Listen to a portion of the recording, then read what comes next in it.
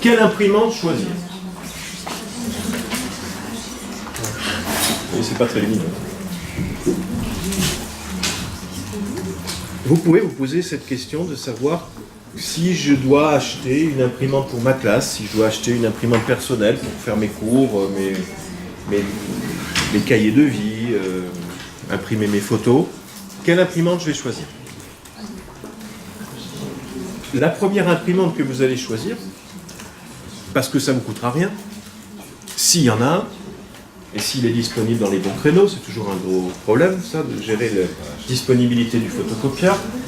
Dans l'établissement, vous aurez sans doute, je l'espère, au moins un photocopieur.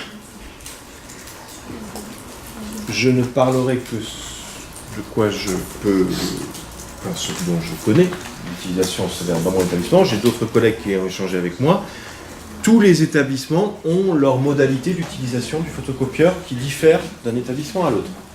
Vous avez des établissements où il y a un photocopieur commun pour tous les professeurs, du collège, du primaire.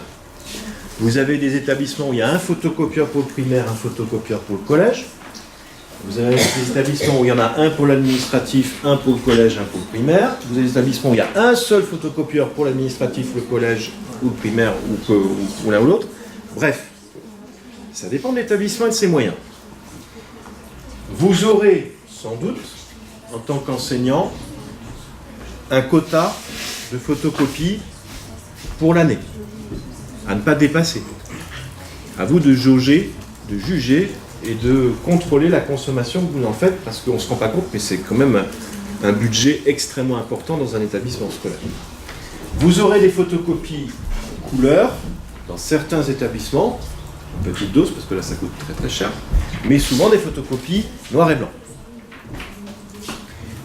Voilà. Donc à vous de jauger, de négocier, de voir en fonction du nombre d'élèves combien vous aurez besoin de photocopies. En général, quand vous arrivez au bout du budget, ou bien on vous en donne un peu plus, ou bien on vous dit non, le budget il est tel quel et on n'ira pas plus loin, à vous de vous débrouiller avec vos collègues s'ils ont un petit crédit supplémentaire, et vous aurez accès à votre crédit par le biais d'un code ou d'une carte, ça dépend des appareils. Sachez-le, voilà, sachez-le. Vous ne direz pas comment ça fonctionne à Saint-Louis-Sainte-Thérèse, sauf si vous le souhaitez. Si, je vous le dis, parce que... Si, je vous le dis. À Saint-Louis-Sainte-Thérèse, pour la maternelle, ils ont un photocopieur noir et blanc et couleur. Pour le primaire et le collège, ils ont un photocopieur noir et blanc. Et en administratif, on a du couleur et de noir et blanc. Mais ceux qui souhaitent faire un ponctuellement de la couleur peuvent le faire dans un secrétariat. Je dis ça pour la promotion de l'établissement, si vous souhaitez postuler prochainement à Saint-Louis-Sainte-Thérèse. C'est important, je dis ça en rigolant, mais c'est important et vous verrez que ce n'est pas anodin dans vos pratiques futures pédagogiques. Voilà. Pour commencer rapidement et reprendre un peu ce que je viens de dire, la majeure partie des établissements scolaires possèdent un photocopieur disponible pour les enseignants et administratifs. Il s'agit en général d'un photocopieur noir et blanc. Pourquoi? Parce que je le redis, la couleur coûte bien plus cher que la noir et blanc. Bien plus cher. Ce qui est logique.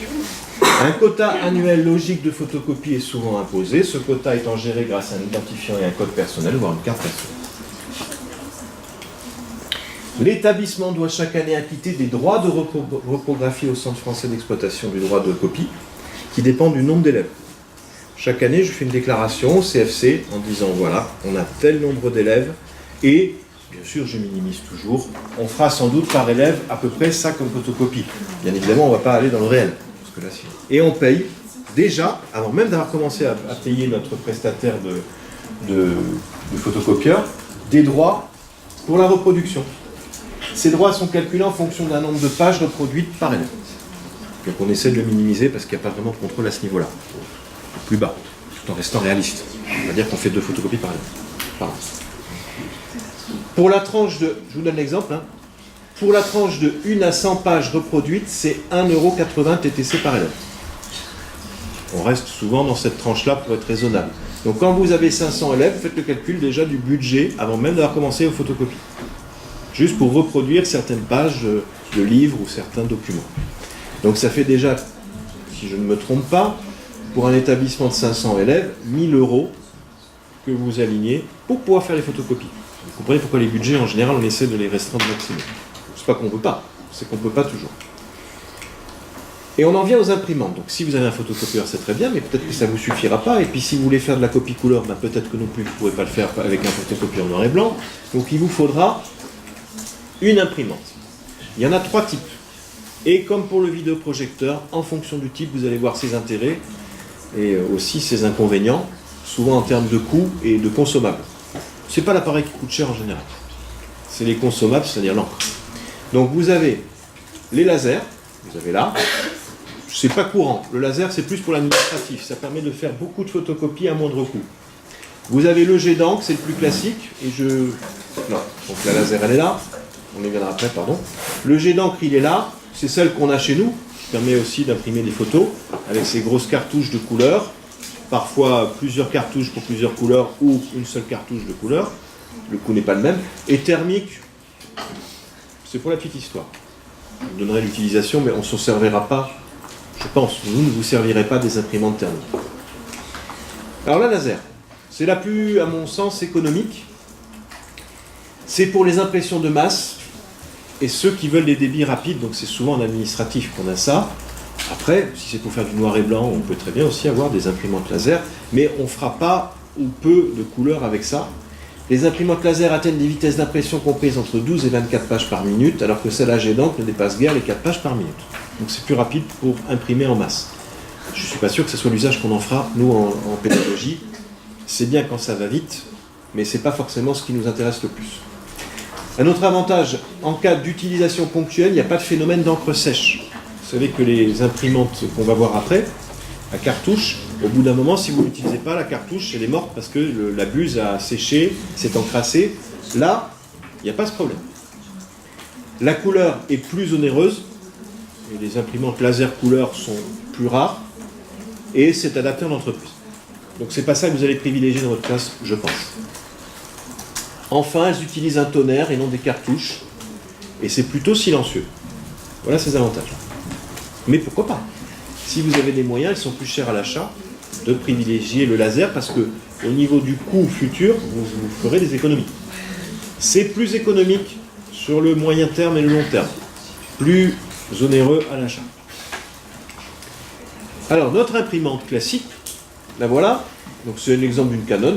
Bon, il y a d'autres marques, hein. Il y a HP, il y a Epson, il y en a plein. Le jet d'encre, c'est la solution adaptée pour une utilisation occasionnelle ainsi que pour l'impression de photos. Donc, on sera plus dans notre usage pédagogique. Ces imprimantes bénéficient d'une encre offrant une meilleure qualité de couleur et de détail. Jusque-là, tout va bien.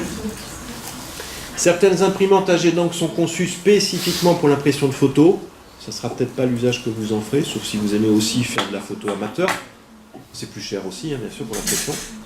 Elles contiennent plus de cartouches afin d'améliorer leur rendu couleur. L'utilisation d'un papier photo est nécessaire si vous voulez faire une impression photo. Cependant, si les imprimantes sont moins chères à l'achat, il faut prendre en compte le coût des consommables, qui sont très chers. Je dis bien très chers. Ceux qui ont des HP à la maison, vous en avez sans doute. Qu'est-ce que c'est cher? Voilà. Ce qui est intéressant chez les Canon, c'est qu'il y a plus de cartouches.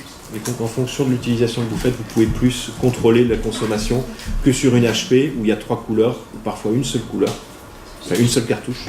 Et là, pour le coup, si vous utilisez plus de bleu et qu'il en reste, eh ben, vous êtes coincé. Donc, si c'est juste une cartouche, c'est à éviter. Hein. Une cartouche unique couleur, c'est assez rare, mais ça arrive. HP, il y a 3 cartouches couleurs, bleu, rose et jaune, plus le noir, déjà 4.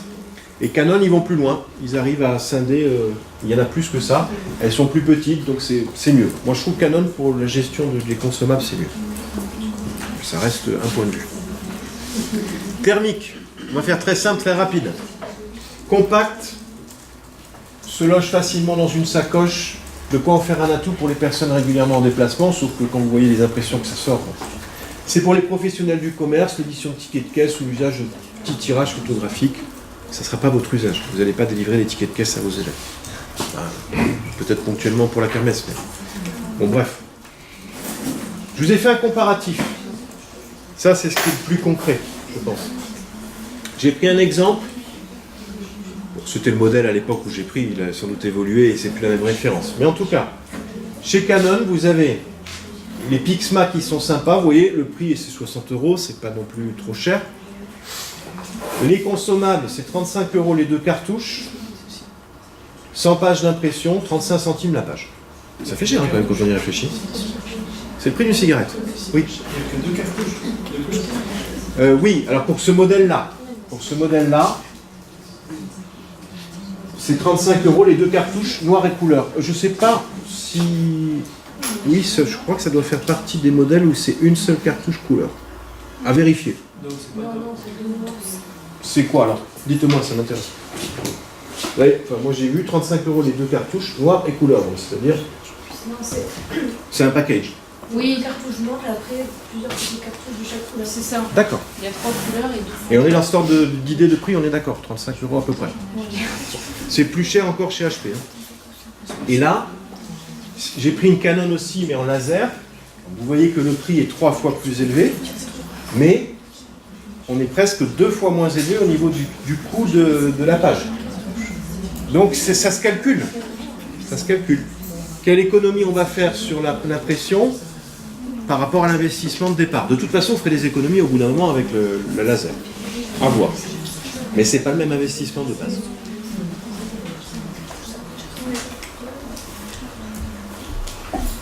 Est-ce que vous avez des questions sur les imprimantes?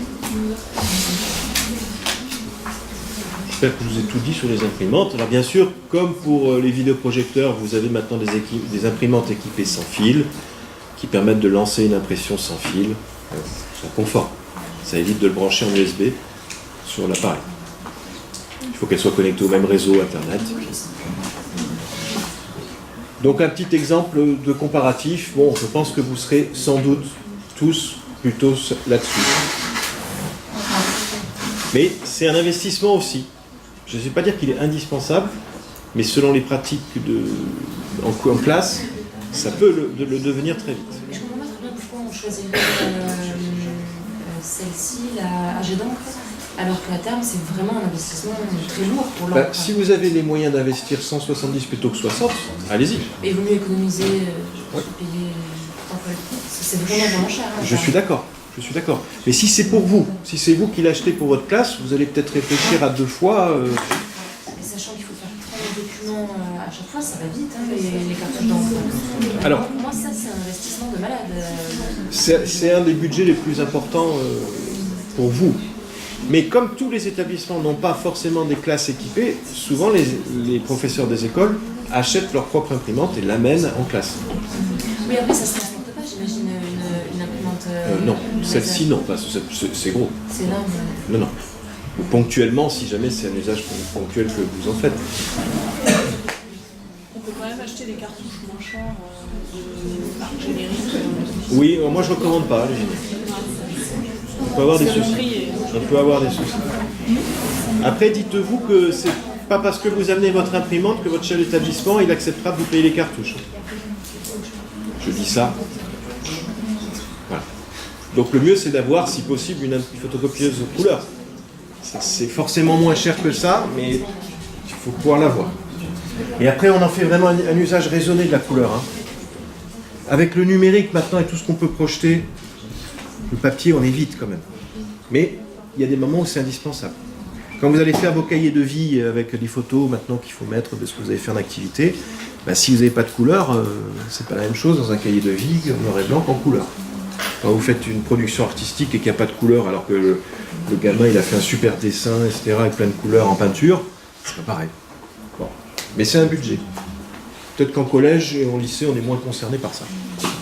Oui. Les qualités en couleur, c'est quoi le dessin du coup ou... Non, la meilleure qualité, c'est plutôt ce type d'appareil. C'est mieux que ça. Après, bien sûr, vous aurez des appareils qui feront la même qualité, mais qui seront bien plus chers. Moi, j'ai essayé de vous trouver vraiment des appareils un peu de référence, mais il y a tous les prix. Hein. 60 €, vous en trouverez 2 fois plus cher, 4 fois plus cher, 5 fois plus cher, c'est pareil pour ça. Pour avoir une idée, j'ai essayé d'être le plus proche de la comparaison. La qualité couleur, elle est vraiment mauvaise Non, elle n'est pas mauvaise. Elle n'est pas mauvaise. Mais vous ferez rarement d'impression photo avec ça, alors que c'est plus dédié pour ça. Si vous voulez une qualité photo. Ça dépend de l'usage.